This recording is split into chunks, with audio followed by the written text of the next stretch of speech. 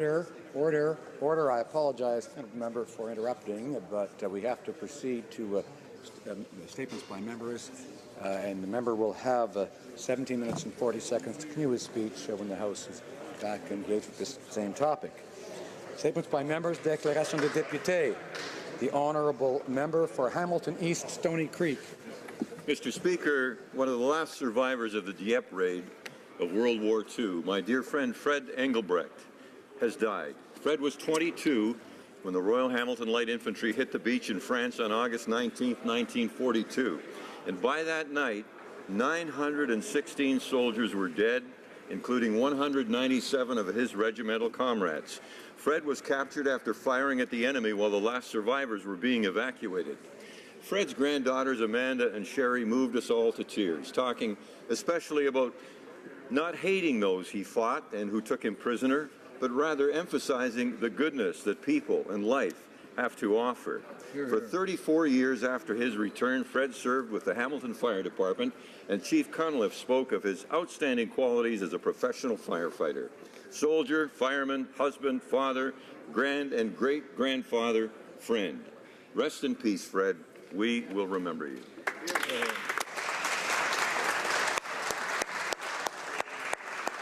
The honourable member for Battlefords Lloydminster. Mr. Speaker, today is a special day for me. It is my wedding anniversary. On this occasion, I would like to take an opportunity to honor my husband, Adam. Adam truly understands what it takes to be a supportive partner. He is a great father and role model for our two children. Through his actions, he is teaching them how a man can truly be a feminist. Currently, he has put his career on hold to be there for our children 24/7. Not only is he a source of strength and stability in our home, he also supports me in this role and accompanies me to events throughout the riding. Thank you, Adam, for being a true feminist, by encouraging me, helping me, believing in me, and telling me to never give up. But most importantly, thank you for setting a high standard for our children. Thank you.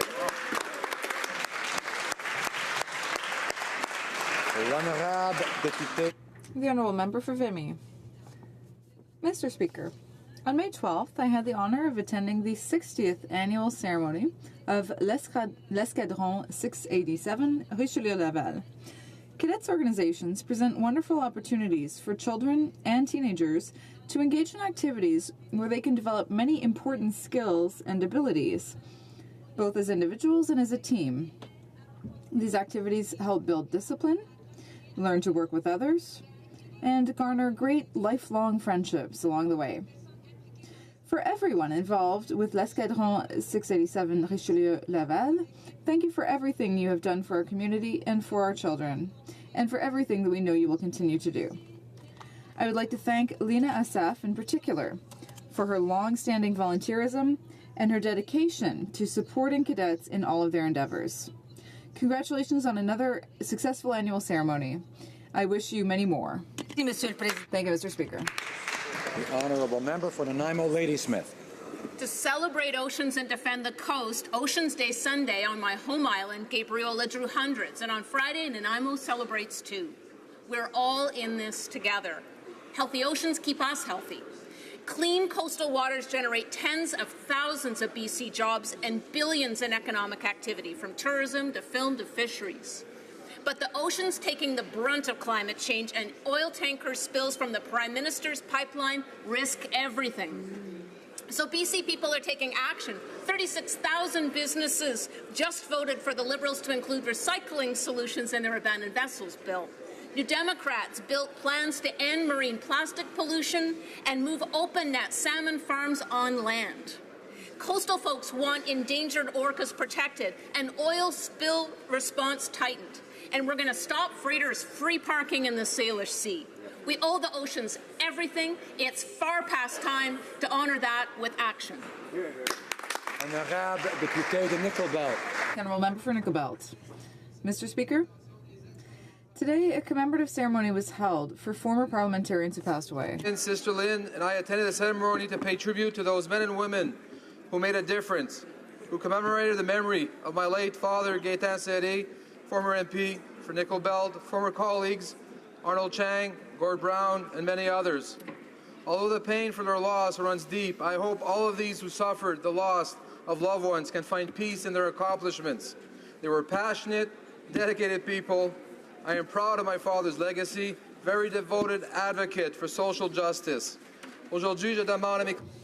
Today I ask my colleagues to join these families to honor the memory of former parliamentarians who passed away over the last year. Thank you, miigwech.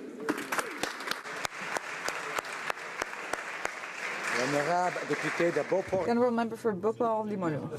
Mr. Speaker, if you believe the parliamentary calendar, it seems likely that we will all be back in our ridings in 3 weeks to a month. Personally, I'd like to meet with my constituents for 2.5 months in my riding office, or by going door to door, or by visiting community organizations and events in different neighborhoods. I will be there. But also, Mr. Speaker, I'm organizing 2 key events. First, on July 1st for Canada Day at the historic Girardin House. There will be popcorn and hot dogs and great music as well. And the second event is the Summer Festival on August 18th from 11 to 3 p.m. Mr. Speaker, last year there were more than 3,000 constituents there, and I'm expecting at least 4,000 this year. It's August 18th. Everyone is welcome. Honourable Member from Mississauga, East Cooksville. Mr. Speaker, in June we celebrate Portugal Heritage Month and the great contributions made by Canadians of Portuguese descent. The Luso community in Canada numbers over 500,000 members, and we thank them for their contributions in shaping communities from coast to coast to coast. Portugal Day, Dia de Portugal, June 10th, is commemorated both in Portugal and around the world by Portuguese, honoring the 16th century poet Luís de Camões, whose prose captured Portugal's age of discovery. Next week, we will host our 3rd annual Portugal Day on the Hill. It's a special day of pride for me, both as a Portuguese immigrant who came to Canada at the age of 2 with my family, and as the MP for Mississauga East Cooksville and resident of Mississauga, a city which over 20,000 Portuguese Canadians call home. It was an honor for the community to have Portuguese Prime Minister Antonio Costa's official visit to Canada to deepen our people-to-people trade. The Honourable Member for Markham Thornhill. Mr. Speaker, I rise today as a Markham Thunder fan and a proud supporter of women's hockey in Canada. This year, the women of the Markham Thunder team won the Clarkson Cup. Minister Jane Philpott's honor to invite them to Ottawa today, and they met the Prime Minister. Minister Philpott. Minister of Indigenous Services. Honourable members not to use names of members in the House. Honourable Member from Markham Thornhill. It is my honor and that of Jane Philpott. I must again remind the member not to use names of members. Perhaps if she could adjust her statement going forward as she finishes it and ensure that no further names are included. Thank you, Mr. Speaker. It is my honor to invite them to Ottawa today to meet the Prime Minister. In 2007, the Canadian Women's Hockey League was created to be a space for women at the highest level of the sport and to compete, as well as a commitment to the future of women's hockey in our country. This team represents the best of women's hockey, the spirit, the tenacity, and the heart to never give up on your dreams, no matter who tells you that you're too big or that you're a girl. Mr. Speaker, I'm proud to welcome the Clarkson Cup champions to the nation's capital. Honourable Member for York Simcoe.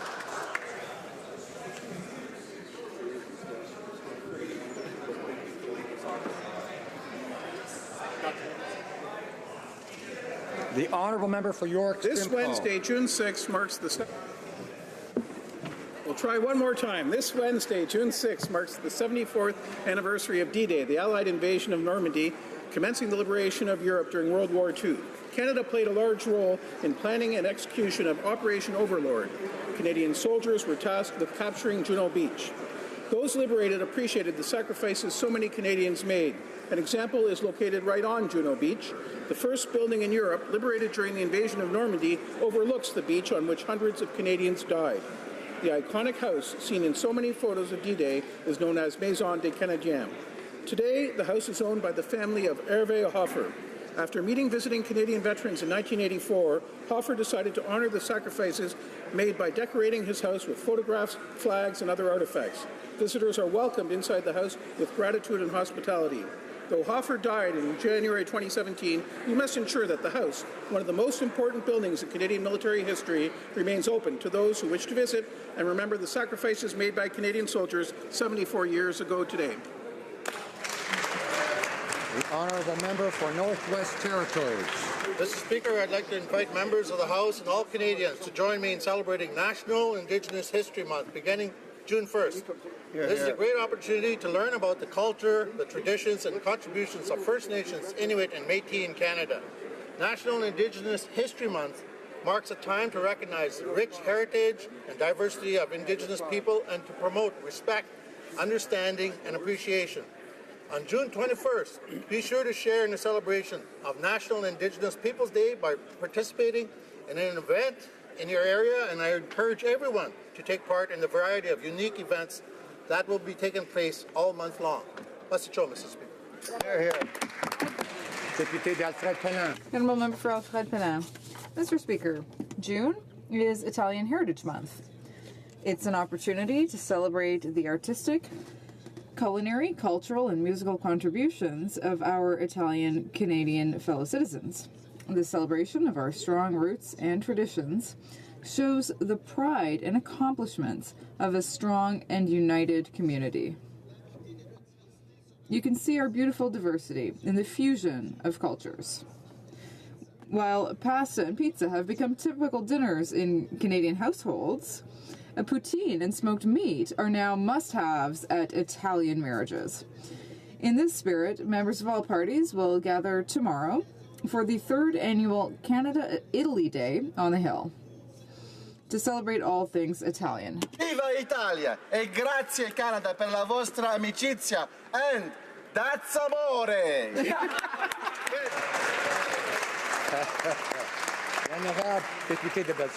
The Honourable Member for Bellechasse is at Chemin-Lévis. Mr. Speaker, started by the UN, June 1st is World Milk Day, a day to celebrate the benefits of this white gold. Like many Canadian families, the farm M.G. L'Heureux de Saint-Henri in Bellechasse proudly produces high-quality milk. This is a family farm that's 90 years old. Brothers Michel and Gilles took charge of the farm in 1986 with their partners Raymond and Nancy. Since then, the farm has grown so fast that it is now the largest dairy company in eastern Quebec. With a herd of 580 dairy cows producing 8 million litres of milk a year, the farm also grows 2,700 acres worth of feed grain. The farm stands out not only for its high production and advanced technology, but also for its workforce, all from Quebec and Latin America, and its seamless integration of young farmers. Mr. Speaker, the L'Heureux family was recently awarded the Grande Distinction des Jardins Prize. Today, on World Milk Day, we congratulate them for their passion and their success. The honourable member for Edmonton Centre. Mr. Speaker, as the Special Advisor to the Prime Minister on LGBTQ2 issues, it is a singular honour to rise in this House today to celebrate the beginning of Pride season. Que ce soit Steinbach. Whether it's in Steinbach, Gaspésie, Kelowna, St. John's, Jasper, Kincardine, Regina, Moncton, or Yellowknife, we are all compelled to live our truth and love who we love. As we celebrate, we must also remain vigilant and continue to fight against homophobia, transphobia, and biphobia. For homeless queer youth, for recloseted seniors, for queer people of colour, and for Two-Spirit Canadians. LGBTQ rights are human rights. Human rights have no borders, and they apply to all the peoples. This summer, the Pride flag calls upon us to not rest until we have served all the peoples. Let us all in this place work together so that everyone in Canada and around the world can say, I am free to be me, je suis libre d'être moi-même. Merci, Monsieur le Président. Thank you, Mr. Speaker. The honourable member for Hamilton Mountain. Mr. Speaker, on May 5th, I had the honour of taking part in a ceremony marking the induction of an incredible man into the Cambridge Sports Hall of Fame, Thomas J. W. Duval. Not only was W. a well-known athlete, coach, and league organizer, he was also my great uncle. The stories of Dubby's contribution to sports in Cambridge are legendary. He was a hockey player, a baseball player, and a professional wrestler. He was a respected hockey coach, one of his teams capturing the Ontario Hockey Association Championship. Dubby also contributed endless hours of helping organize sports in Cambridge and across Ontario. From 1954 to 1956, he served as president of the Ontario Rural Softball Association and the Ontario Rural Hockey Association, the only person in Ontario to hold both offices at the same time.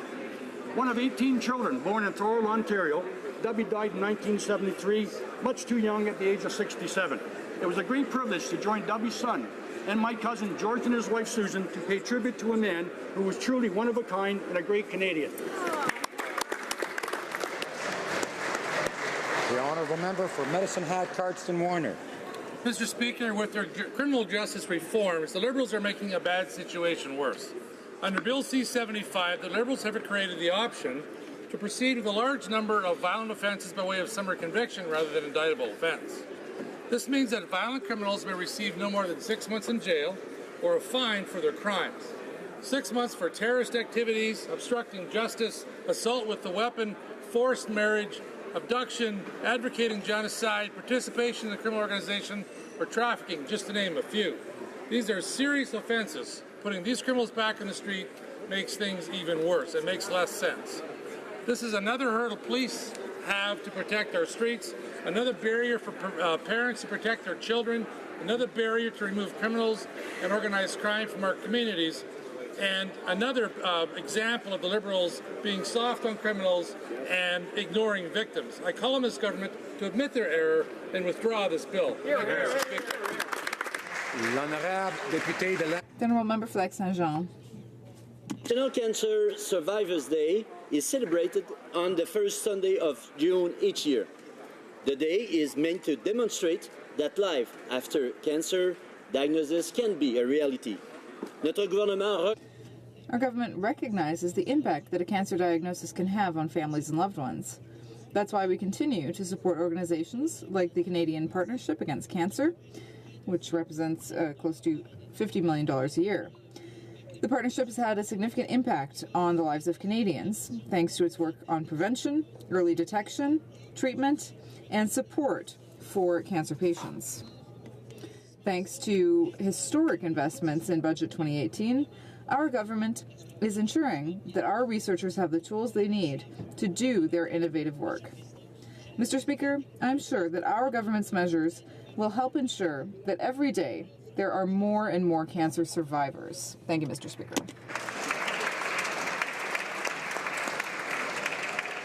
Oral questions. Questions orales. The honourable leader of the opposition.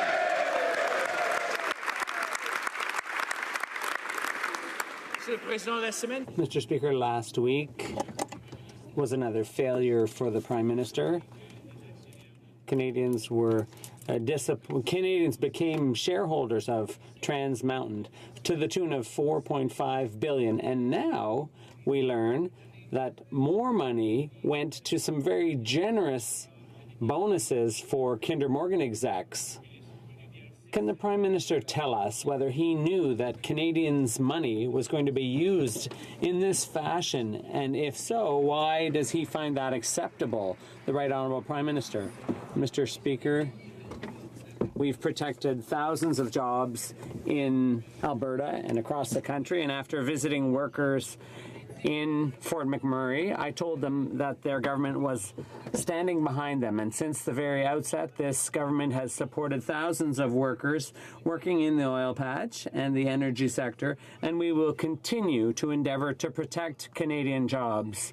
We will not comment on the internal decisions of a company, a private company. Has killed thousands of jobs in the energy sector by killing Northern Gateway and cancelling Energy East. And last week, he announced that he's forcing Canadians to pay $4.5 billion for his failure to get Trans Mountain built. Now, it's bad enough that the Prime Minister is sending taxpayers' money to Texas to be invested in American projects, but now we learn that he's paying two executives over $3 million in bonuses. Why is it that every time the Prime Minister bails out a big company, executives get paid off? Right Honourable Prime Minister. Mr. Speaker, Speaker, for 10 years, the Conservatives tried and failed to get our resources, oil resources, to markets other than the United States. They couldn't get it done. We've actually moved forward in securing a pipeline to new markets across the Pacific, something they were unable to do. And yes, Mr. Speaker, I know it's a shock to the Conservatives, but public investment has often been part of developing our natural resources going back decades. They, however, are trapped on their ideology and continue to play politics with thousands of good jobs for Albertans. Honourable Leader of the Opposition. Mr. Speaker, last week Conservatives supported the government in opposition to unacceptable tariffs levied against Canadian steel and aluminum workers. And we supported the government's efforts to retaliate against this unilateral decision by the United States. However, while the U.S. tariffs came into force immediately last Thursday, Canadian tariffs won't come into effect until July 1st. Why? Right Honourable Prime Minister. Mr. Speaker, I've said from the very beginning, it's one of the strengths of Canada that on an issue as important as dealing with the Canada-U.S. relationship, Canadians have been broadly united on that, and I know that has made a difference in our ability to engage firmly and strongly with the United States. On the question of the tariffs, we think it's important that before we bring in tariffs, that we consult with Canadians, that we make sure that what we're doing are the right things for Canadians, because we know these American motions are going to hurt workers in the United States. We wouldn't want our decisions to hurt workers in Canada. The Honourable Leader of the Opposition. Mr. Speaker, the workers in Canada are being affected right away. The threat to jobs in the Canadian economy is happening in real time. The American tariffs went into effect immediately, and Canadian shipments of steel are already being turned back from the border. So why is the Prime Minister waiting 3 weeks to impose these countermeasures, specifically on steel and aluminum, when the U.S. tariffs came into effect right away? Right Honourable Prime Minister. Mr. President, Mr. Speaker, one of the fundamental realities is that nobody wins in trade wars. We are continuing to impress upon our American partners and American citizens to understand that we do not want to harm jobs in the United States. We do not want to see job losses in Canada. We continue to believe that by working thoughtfully and firmly with the American administration, we're going to be able to move forward in a positive direction. That's what we're continuing to do. In the meantime, we will consult with Canadians on this important retaliatory measure. The Leader of the Opposition.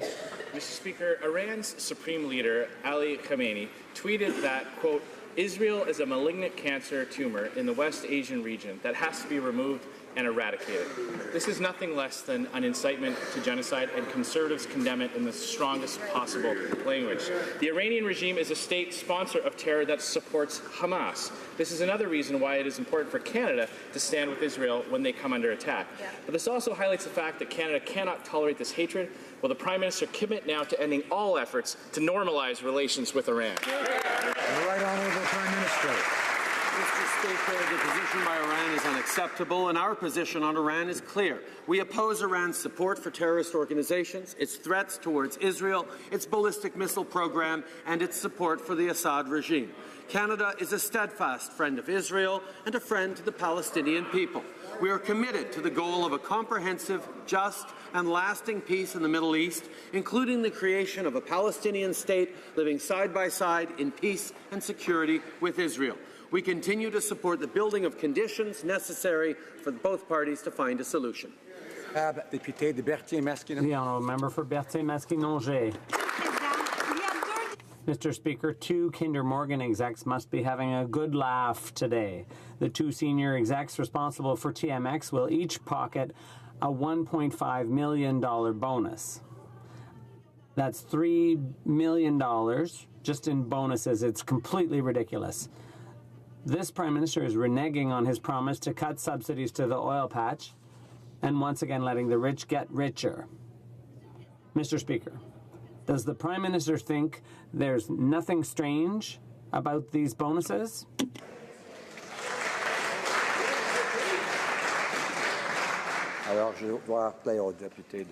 I must remind the member to always address her comments through the chair. The Right Honourable Prime Minister. Mr.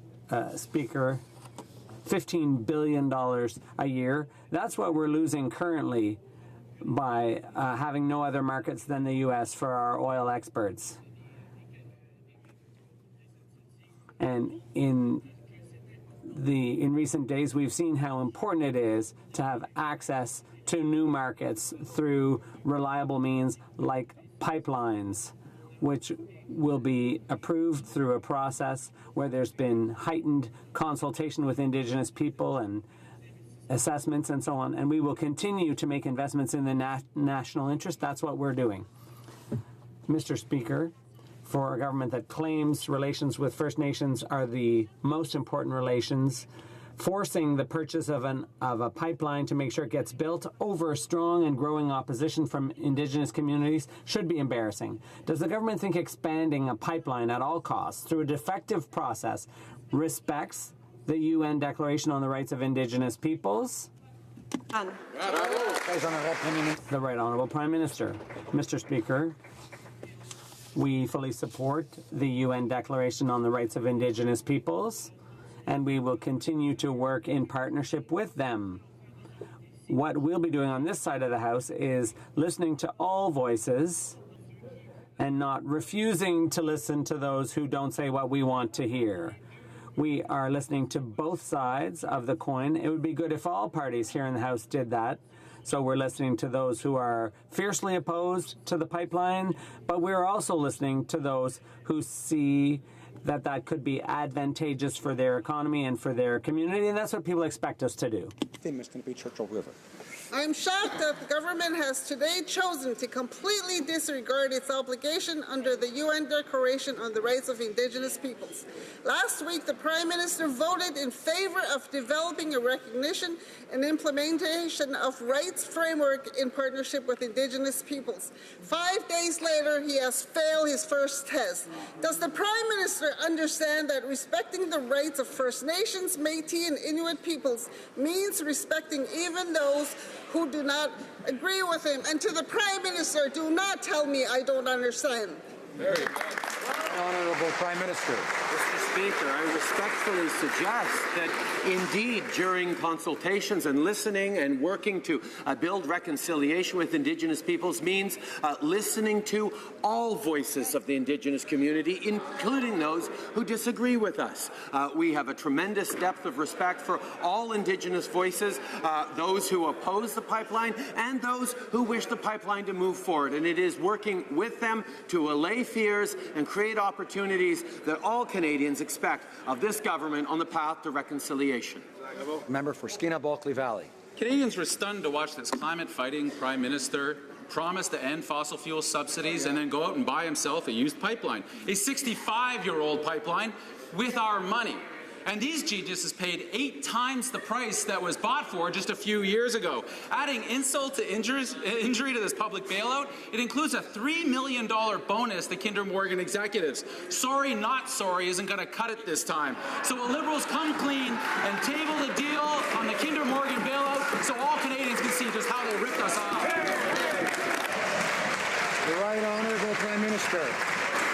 Mr. Speaker, $15 billion a year. That's what it costs us that we can't export our oil resources to markets other than the United States.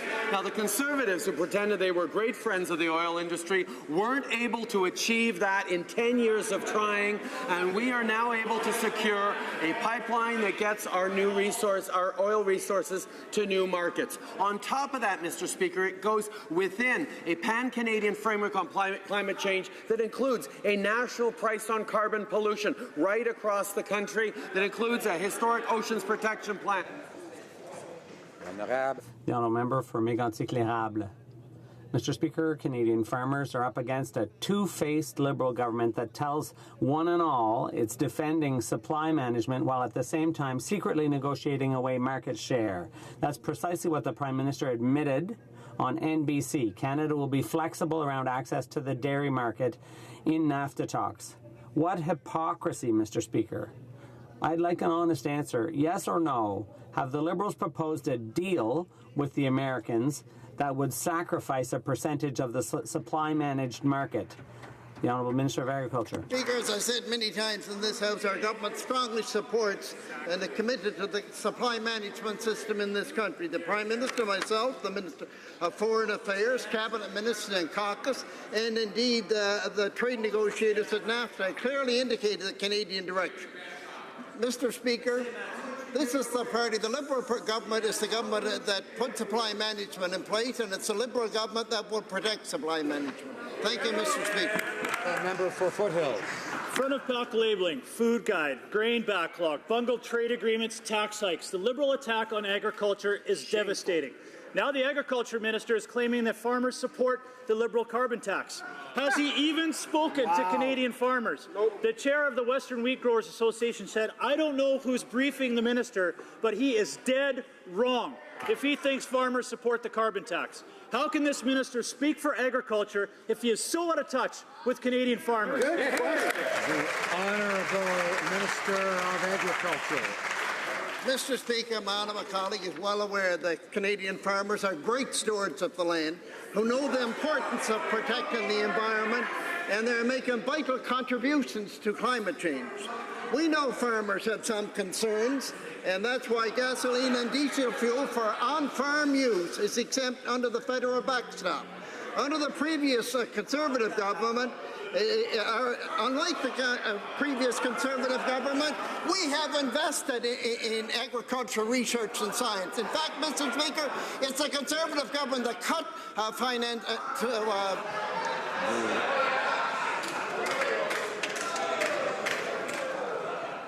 The Honourable Opposition House Leader.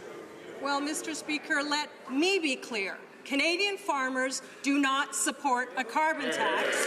The Ag Minister is clearly dead wrong on that. In fact, Western Canadian wheat growers said the carbon tax is bad for farmers. It's going to put them at a huge disadvantage on the world stage.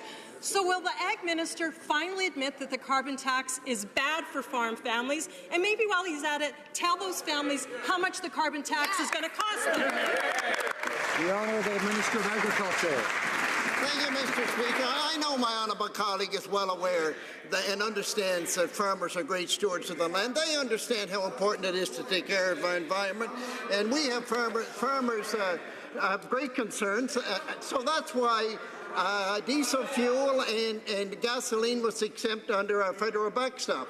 Through the federal government investment, we're continuing to build a strong economy for our farmers while putting environment in place. What we have done, Mr. Speaker, as I indicated, put more money into research for science in agriculture. Vitally important. Honourable Member for Carleton. Canadian workers are under attack. Trump tariffs from abroad and Liberal taxes here at home. Higher taxes on middle-class Canadians and higher taxes on the businesses that employ them.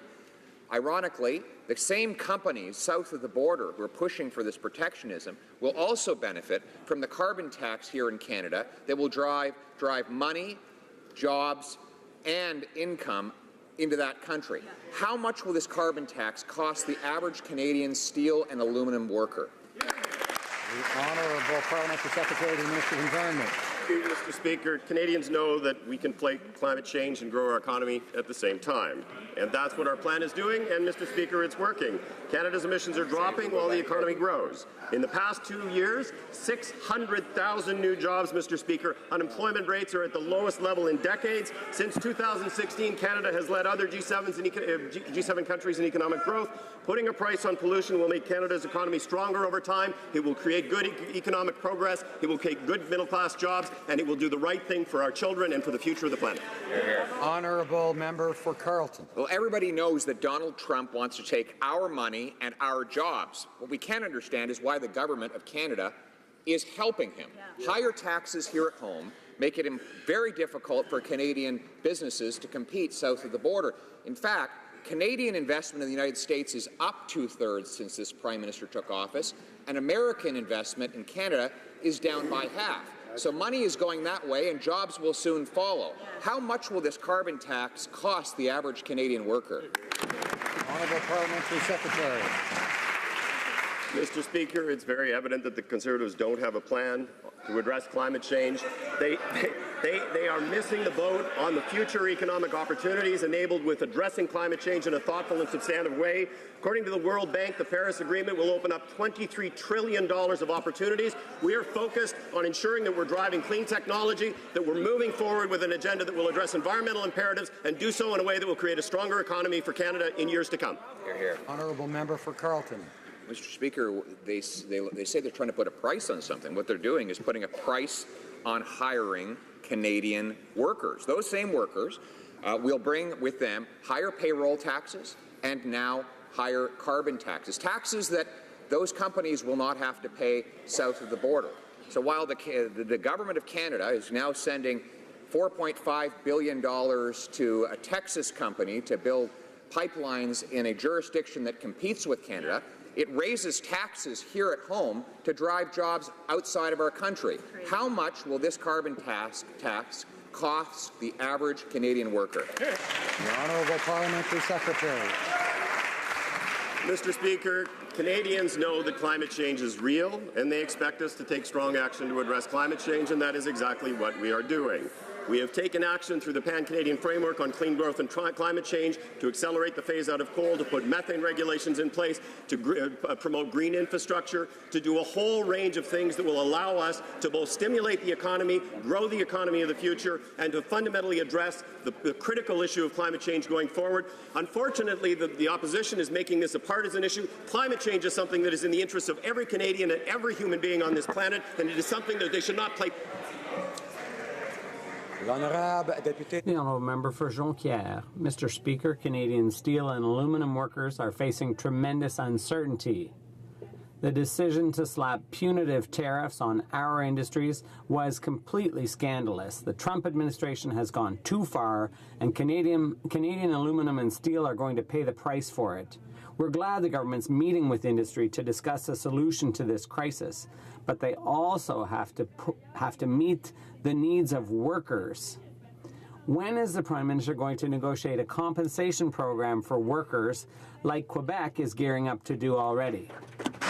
Honourable Minister. Mr. Speaker, our government will continue to support and defend workers and Canadian producers. That's a priority to this government. Of our world-class producers. That is why we completely agree with the members opposite that it's absolutely unacceptable that these tariffs were imposed. And that is why we'll defend them, and we're engaging with them to see what are those next steps, what are the options. But make no mistake, Mr. Speaker, our government will continue to support the aluminum and steel workers across Canada. Honourable Member for Essex. We are 4 days into the U.S. unfair steel aluminum tariffs, and Canadian workers in the manufacturing sector spent the weekend worried about their jobs. Canadians are asking why this government was waiting 30 days to bring in our own tariffs. These tariffs are a Band-Aid solution, and the government must work towards a permanent exemption. The clock is already ticking on a similar decision on tariffs to our auto sector. Hundreds of thousands of jobs are literally on the line. How is this government going to ensure Canadian workers in our largest industries are protected against destructive tactics from south of the border? Honourable Parliamentary Secretary for Canada-U.S. Relations. Mr. Speaker, let me be clear. These tariffs are completely unacceptable, and our government will and has taken responsive measures to defend Canada's interests. After consulting with Canadians to make sure that no Canadians are adversely impacted on the detailed target list that we promulgated on our websites. These tariffs are unacceptable. They will harm U.S. workers, their industry, as well as Canadians. In fact, the U.S. has a surplus in trade with Canada vis-a-vis steel. Canada is also a safe and secure supplier of fairly traded steel and aluminum to the U.S. Mr. Speaker, rest assured, Canadian workers can absolutely count on no. Honourable Member for Lakeland. Mr. Speaker, the Liberals paid $4.5 billion Canadian tax dollars to purchase the existing Trans Mountain pipeline, while Kinder Morgan is taking $7.4 billion of private investment planned for its expansion out of Canada. Apparently, the gift of tax dollars will also pay $1.5 million bonuses each to 2 Kinder Morgan executives. Good news for the rich executives, bad news for Canadian energy workers.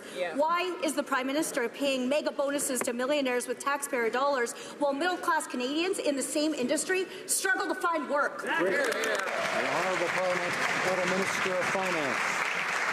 I would like to focus on the good news for Canadians. The good news is we've found a way to make sure that we can complete a pipeline that will allow us to get to international markets, creating enormous value for the industry, up to $15 billion a year, but most importantly, creating thousands of jobs across our country. Jobs in British Columbia, jobs in Alberta, and across the country. We are going to stand up for those workers, Mr. Speaker, and we're going to stand up for the Canadian economy for future workers. Honourable member for Lakeland. But, Mr. Speaker, Kinder Morgan didn't actually need 1 cent of taxpayers' money. The Liberals just had to enforce federal jurisdiction, which they did promise to legislate, but they nationalized the old pipeline instead. It's a bad signal for future private sector investment in pipelines and Canadian oil and gas. Since 2015, the Liberals have jeopardized Canada's energy sector, killed hundreds of billions of dollars in major energy projects, and sacrificed hundreds of thousands of jobs. So why is the Prime Minister giving money to rich millionaires while families in the energy sector are struggling to make ends meet because of him? The Honourable Minister of Finance. Mr. Speaker, for those families that are relying on a strong energy sector, we are doing exactly what we should do. A project in the national interest that's going to secure the industry, at the same time create thousands of new jobs. So for Alberta workers, for British Columbia workers, I'm so pleased we have Liberal members who are supporting what we're doing on behalf of those workers, and I'm disappointed that the members from across the way are not supporting those workers. No, member for Louis Saint Laurent. Mr. Speaker, Canadian families are outraged by what this government's doing with Trans Mountain. Imagine, they've decided to nationalize a pipeline for $4.5 billion in taxpayers' money, and it's going straight from Canada into the pockets of Texans. And the 2 execs of that company are getting a $1.5 million bonus each. Can the Prime Minister tell us without laughing that he thinks that's a good idea to take Canadians' money and send it to foreign companies' execs? The Honourable Finance Minister. Mr. Speaker, we know that it's very important for the Canadian economy to invest in the pipeline to bring product to foreign markets. It's very important because with that pipeline, we will protect countless jobs in Canada, and at the same time, it'll be possible to improve our economy with about $15 billion a year in resource exports. It's very important, and that's what we're doing. Louis Saint Laurent. Now, member for Louis Saint Laurent. Interesting, Mr. Speaker. Canadians are in favor of the pipeline. They want it built, but they don't want their money being used to make Americans richer. $4.5 billion straight to Texas, plus multi-million-dollar bonuses to execs. It makes no sense. Why is the government forging ahead with this? If there's a problem, it's because they did nothing for a year and a half, and now we have nationalization as the solution. Does he seriously think it's a good idea to take Canadian taxpayer money and send it to Texas? The Honourable Finance Minister. Mr. Speaker, the important thing for us is to work on behalf of Canadians. What's very important is our economy. We're using our investment to build a pipeline to international markets. It's very important, and that's why we decided to do it. And we know that important jobs in Alberta and BC will be protected, and that will be good for the economy for now and the future. The Honourable Member for Longueuil, Saint-Hubert. Mr. Speaker, last week the CRTC tabled this report proposing solutions for the future of our cultural sector. It calls the current system unsustainable. And organizations have agreed to working with the government. But for 3 years, we've been talking about this, and during that time, the public continues to turn to new platforms. That's enough. We have to level the playing field. Will the Minister of Culture commit to announcing the broad outline of a reform rather than simply announce a new one-year consultation period? The Honourable Parliamentary Secretary. Mr. Speaker, first, we would like to thank the President of the CRTC and his team for their report and all the businesses and individuals who contributed to that report. Our aim is to modernize our legislation so that we can promote the culture in the 21st century. We would also like to proceed to a review of our legislation, contrary to the Stephen Harper Conservatives who slashed the cultural sector. We are going to be acting for our artists and our sector. Thank you, Mr. Speaker. River. Mr. Speaker, last week the CRTC submitted its report to the Heritage Minister indicating that urgent reforms are needed to sustain Canadian culture in television, film and music, and that the current system is simply unsustainable. It is critical that large corporations and web giants chip in their fair share to preserve Canadian content on our screens.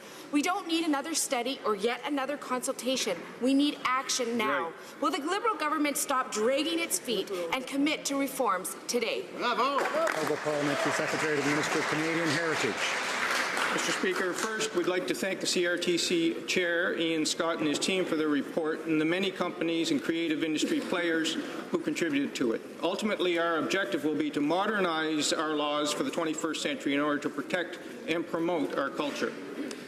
We will have more to say on the review of the Broadcasting Act and Telecommunications Act very shortly. Unlike the Harper Conservatives, who ignored these issues and did nothing but cut funding to culture for a decade, we are taking action and delivering for creators and Canadians. Member for Oakville. Mr. Speaker, cannabis consumption rates by our youth are amongst the highest in the developed world. Education aimed at teenagers about the dangers of cannabis use is essential.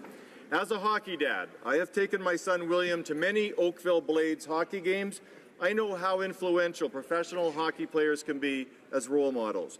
So I'm excited about our government's recent partnership to educate teenagers about the risk of cannabis. Mr. Speaker, can the Minister of Health please update the House on her public awareness campaign? The Minister. Very much, Mr. Speaker. I'd like to thank my colleague from Oakville for his important question and also his hard work on the Health Committee. As mentioned, the Harper Conservatives' approach to cannabis did not work and does not work. It has allowed criminals and organized crimes to profit while it's failed to keep it out of the hands of our youth. However, since forming government, we have taken a public health approach, one that maximizes education and minimizes the harm.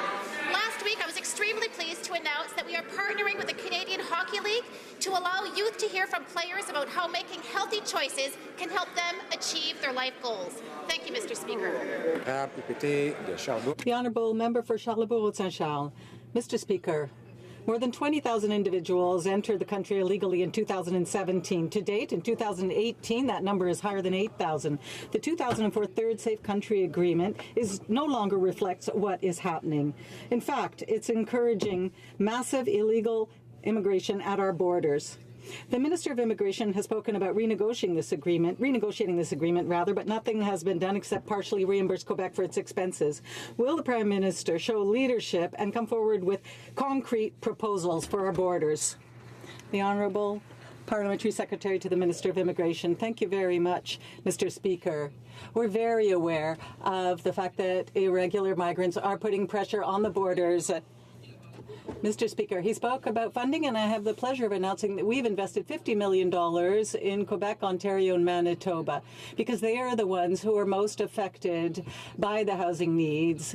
We are aware that the municipalities and the provinces have worked very hard to provide accommodation, and we congratulate them and thank them on their exceptional collaboration. We continue to look forward to working with the provinces to speak about this issue. The Honourable Member for Charlebourg-Saint-Charles. Well, Mr. Speaker, as I announced, they partially reimbursed the Quebec. Of course, that's a welcome reimbursement. However, the Prime Minister has accused us often of fear-mongering and sowing division every time we remind him of his responsibility to enforce legislation governing our borders and the immigration system. Meanwhile, 800 employees all over Canada have been reassigned to Quebec. The biometric registration system for asylum seekers is down. Security checks have gone from 8 hours down to 2, and only 135 out of more than 30,000 illegal migrants have been sent back. This isn't about fear-mongering. This is about respecting the sovereignty of Canada. Where's the plan? Mr. Speaker, the security agencies of the country, particularly CBSA, have made the appropriate arrangements internally to make sure they have the resources and facilities at the border to deal with all circumstances, usual and unusual. And in the last budget, the Minister of Finance made $173 million available to the various agencies dealing with this, CBSA, RCMP, the Immigration and Refugees Department, to make sure that we can enforce all Canadian laws and honour all Canadian international obligations. Member for Lethbridge. Bertrand Charest, a former national ski coach, was convicted in 2017 of sexually assaulting a number of his athletes. 4 courageous women who suffered due to his negligent actions, or criminal actions we would call them, are requesting all sport federations to implement athlete safety programs. They're calling for the universal adoption of the rule of 2 in order to ensure that no young athlete is left alone with his or her coach.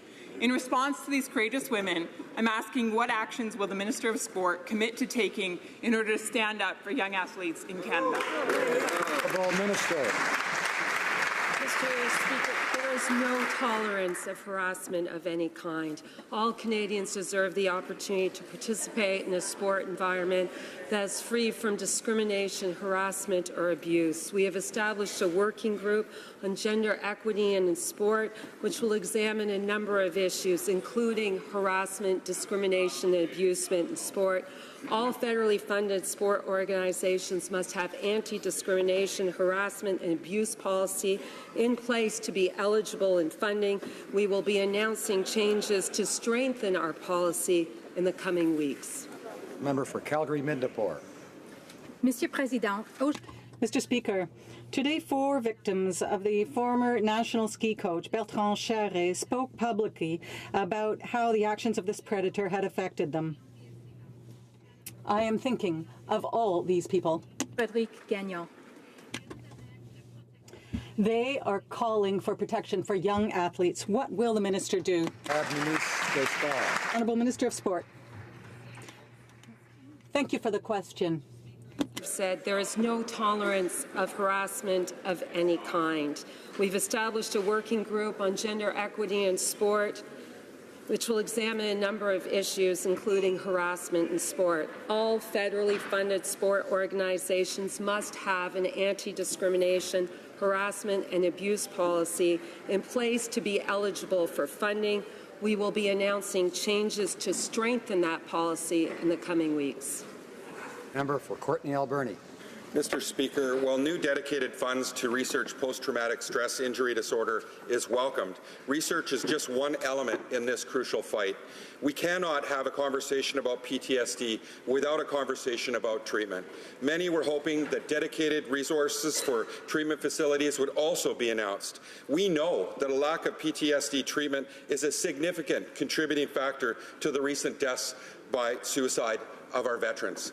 Will the government work with us and with veterans to make sure necessary treatment is widely available? Honourable Minister of Veterans Affairs. I want to thank the honourable member for the question. And there's no question that one suicide is one too many. And I'm working with the Minister of National Defence to continue to work on this as a priority of our government. To this end, we've hired 460 new frontline staff, 4,000 mental health professionals we work with. We've opened 11 operational stress injury clinics that deal with PTSD. We announced the opening of a new Centre of Excellence on PTSD just recently. And in fact, our newly proposed Pension for Life is centered around the flexibility required for the treatment of PTSD. Thank you, Mr. Speaker. The Honourable Member for Saint-Hyacinthe-Bagotte. Mr. Speaker, the Liberals have proudly claimed everywhere for months now that they finally fixed the problem of the employment insurance black hole. But strangely, the reality out there on the ground is something else completely for seasonal workers. A training program doesn't just help them avoid the next black hole, and soon there's going to be another nightmare. Putting money into half measures is not enough. Seasonal workers are expecting the government to bring about employment insurance reform as it promised. When is this going to happen? The Honourable Minister of Social Development. Thank you, Mr. Speaker. All members of this House know how important the employment insurance system is to guarantee income security and guarantee transition for all our workers, especially those who are working seasonal jobs. Over the past few weeks and few months, we have brought in important measures that will guarantee that over the next months and next years, there will be support for our partners in the provinces, and this support will give hope for all our communities and all our workers and businesses. Banff Airdrie. Mr. Speaker, Canadians are concerned about foreign interference in elections through third-party spending, and rightfully so. Right now in the Ontario election, Lead Now, a shadowy foreign-funded group is paying thousands of dollars to try to affect the outcome of that election. And this is a problem federally, too. Liberals are allowing foreign groups to flow unlimited amounts of money to influence Canadian elections through third parties. So will Liberals actually protect our elections from foreign influence, or perhaps they're trying to benefit from it? The Honourable Minister of Democratic Institutions. Thank you, Mr. Speaker. Mr. Speaker, my colleague opposite's assertion is absolutely false. We are doing everything we can to ensure that we do not have foreign funding within our elections here in Canada. In fact, Mr. Speaker, it is already illegal for foreign entities or individuals to contribute to political parties, to campaigns. We are ensuring that we are tightening loopholes with regards to third parties. Third parties under the next election, should this legislation pass, would be required to open a bank account. They would be required to report all the time their contributions that they receive, and they would have a limit on their spending during an election and during the pre-writ period. Thank you, Mr. Speaker. Honourable Member for Banff Airdrie. Well, Mr. Speaker, I'm totally aghast. The Liberals are continually trying to sweep this problem under the rug. Is it that the Liberals know that they benefit from this shady third-party foreign spending? Because under this new legislation, third parties will still be able to take unlimited amounts of foreign cash as long as they do so before June the 30th.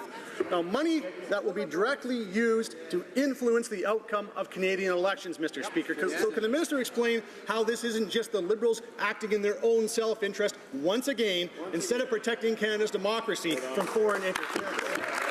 Minister of Democratic Institutions.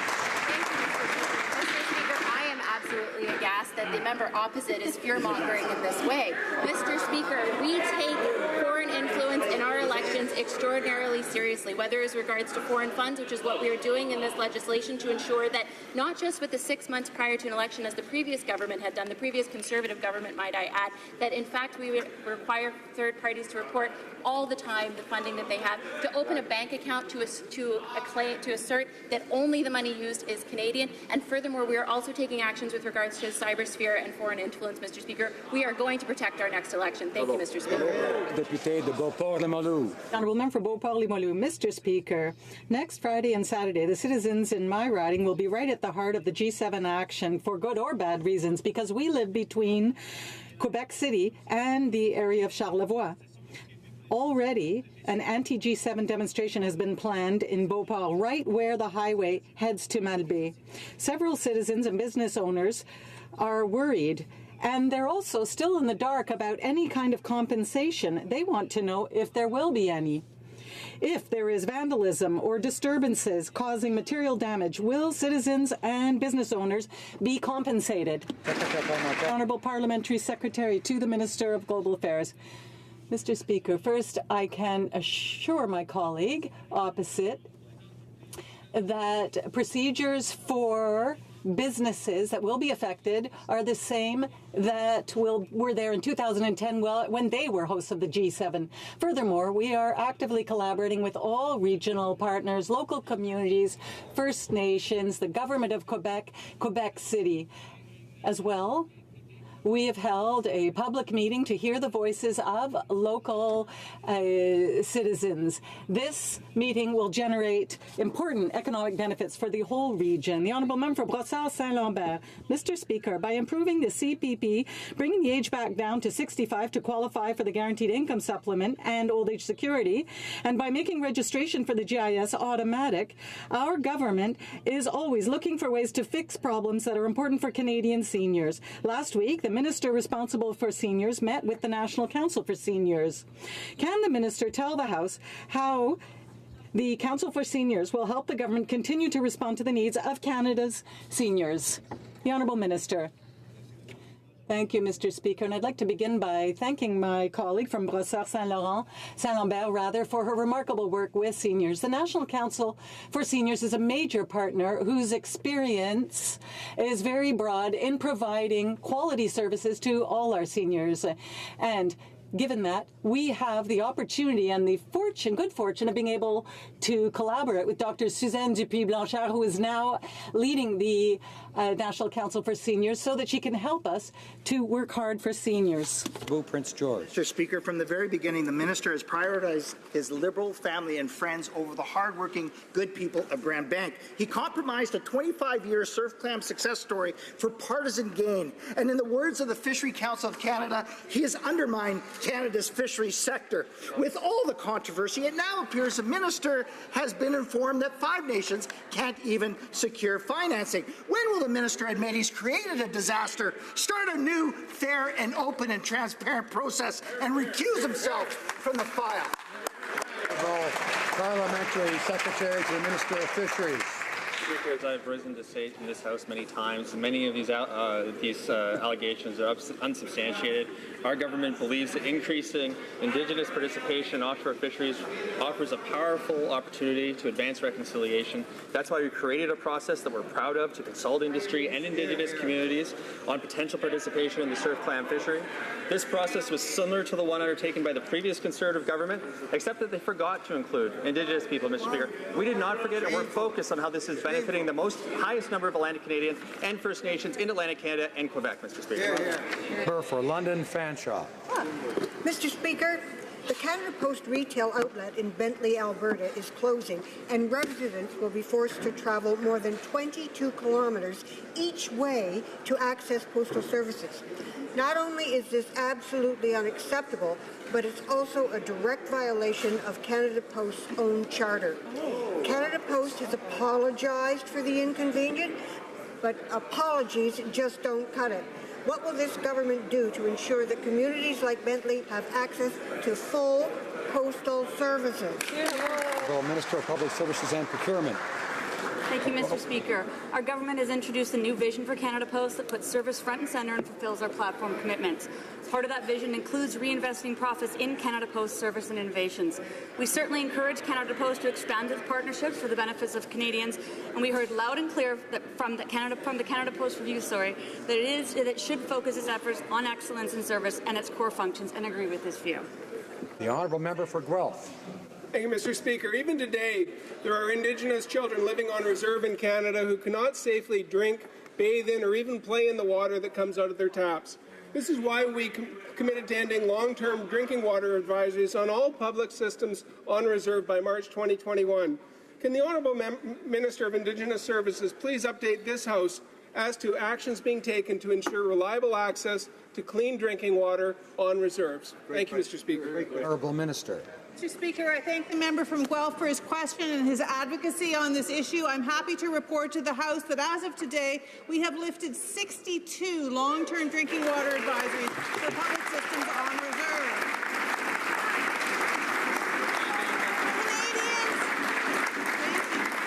Canadians really care about this, and finally we have a government that has the political will, the long-term investments, the meticulous organization to work with communities to make sure that water operators are trained. We will continue to do this work with communities and make sure all long-term drinking water advisories for public systems are... The honourable member for Bellechasse, Les Etchemins, Lévis. Mr. Speaker, we couldn't believe it when we found out on the government website that the minister and Liberal colleagues had financed in several Liberal ridings organizations that support terrorist groups or violent or anti-Semitic homophobic acts. One of the leaders associated with these organizations was recently condemned by the Jewish community because of his anti-Semitism. The Liberals have just brought in an attestation for human rights protection. So how can the Prime Minister justify the unjustifiable? The Honourable Minister of Labour. Mr. Speaker, our government has doubled the number of programs to offer over 60,000 job opportunities to students. Summer jobs funding must adhere to the terms and conditions of the program. If an organization doesn't respect these terms and conditions, they will not be reimbursed for the salaries of the students that they've hired.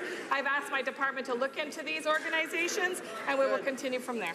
Thank you. The Honourable Member for Rivière-du-Nord. Mr. Speaker, G7 demonstrations are inevitable, and we all hope that they will unfold peacefully. But we all know that it is possible there will be vandalism. But the government has planned nothing for this. It's simply depending on residents and the business owners. Citizens should not have to pay the price of the G7. They should not have to pay for deductibles or increases in insurance contributions. Will the government commit today to reimburse all those who are victims of vandalism related to the G7? The Honourable Parliamentary Secretary to the Minister of Foreign Affairs. Mr. Speaker, earlier I said, and I'll repeat this, that we will be welcoming leaders from all over the world to the beautiful region of Charlevoix for the G7. The Prime Minister has met local leaders as well as First Nations, as well as local residents, in order to assure them that there will be a good meeting. We know that the residents of Charlevoix are proud to host this meeting. And the policies that are in place in terms of compensation are the same that those have been that have been in place for a long time. The Honourable Member for Mirabel. Mr. Speaker, Global Affairs Canada is forbidding the spreading of manure during the G7 summit. Once again, Ottawa understands nothing in the regions. Producers have until the 15th of June to finish seeding, but before you seed, you have to spread manure. That's how things work. That's how food gets to the plates of the big city ministers who will be meeting. And that's also how events happen in the countryside. Does the government realize that its order is completely disconnected from reality? The Honourable Parliamentary Secretary. Once again, Mr. Speaker, over the weekend, Canada will be hosting a celebration, a high-caliber meeting. Leaders from all over the world are coming for the G7. We are proud of this, as are the residents of the Charlevoix. This is a very important event. It's an opportunity to speak about important issues the world over, and it will also be an opportunity to speak about issues like human rights, democracy, peaceful pluralism, things that Canada wants to speak about on the international scene. Mr. Speaker, with the U.S. imposing tariffs on steel, one way to offset lost exports is to ensure public infrastructure is built with Canadian steel. Last week, I asked about Regina Steel for Trans Mountain. 2 years ago, I asked why less than 20% of the steel in the new Champlain Bridge will be made in Canada. In response to Trump's tariffs, will the government finally increase the amount of Canadian steel used in federal infrastructure projects? Honourable Parliamentary Secretary to the Minister of Natural Resources, of Infrastructure. Mr. Speaker, I thank the honourable member for his question. He will recall that we are delivering a historic infrastructure plan of $180 billion over the next 10 years. As part of our procurement process, the honourable member will note that we are a free trade country. We must respect our engagements to be open and free with the world, and that goes the same for our procurement process, which will remain open, transparent, and free as part of a free trading nation. Thank you, Mr. Speaker. It is my duty pursuant to Standing Order 38 to inform the House that the questions to be raised tonight, which may actually be tomorrow morning early, at the time of adjournment are as follows. The Honourable Member for Bellechasse et Zatemel-Lévis, Immigration, Réfugiés et Immigration, Refugees and Citizenship. The Honourable Member for Lethbridge, Rail Transportation, and the Honourable Member for Oshawa, International Trade.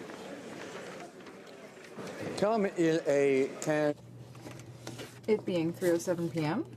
Pursuant to an order made on Tuesday, May 29th, 2018, the House will now proceed to the taking of the deferred recorded divisions on the motions at report stage of Bill C-74.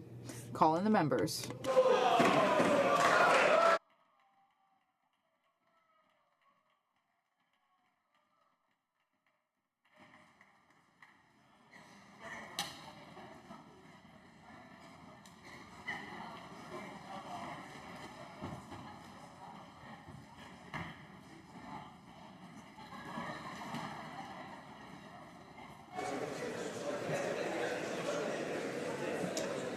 La mise en voix porte sur la motion. The vote is on motion number 1. And the vote on this motion will also apply to motions 2 to 46. Mr. Polyev, seconded by Ms. Bergen, moves that the bill C-74 be amended by deleting the abridged title. All those in favor of the motion will please rise. Mr. Scheer. Mr. Scheer. Mr. Nicholson. Mr. Nicholson. Ms. Finley. Ms. Finley. Mr. Blaney Bellechasse, Les Êtres-Humains-Lévis. Mr. Blaney Bellechasse, Les Êtres-Humains-Lévis. Mr. Allison. Mr. Allison. Mr. Bazan. Mr. Bazan. Mr. Kent. Mr. Kent. Mr. Reyes. Mr. Reyes. Ms. Bergen. Ms. Bergen. Mr. Poilievre. Mr. Poilievre. Mr. Fass. Mr. Fass. Mr. Bernier. Mr. Bernier. Mr. Van Loan. Mr. Van Loan. Mr. Nuttall. Mr. Nuttall. Mr. Doherty. Mr. Doherty. Mr. Paulus. Mr. Paulus. Mr. Barlow. Mr. Barlow. Mr. Berthold. Mr. Berthold. Mr. Deltel. Mr. Deltel. Mr. Chung. Mr. Chung. Mr. Richards. Mr. Richards. Mr. Workington. Mr. Workington. Mr. Straw.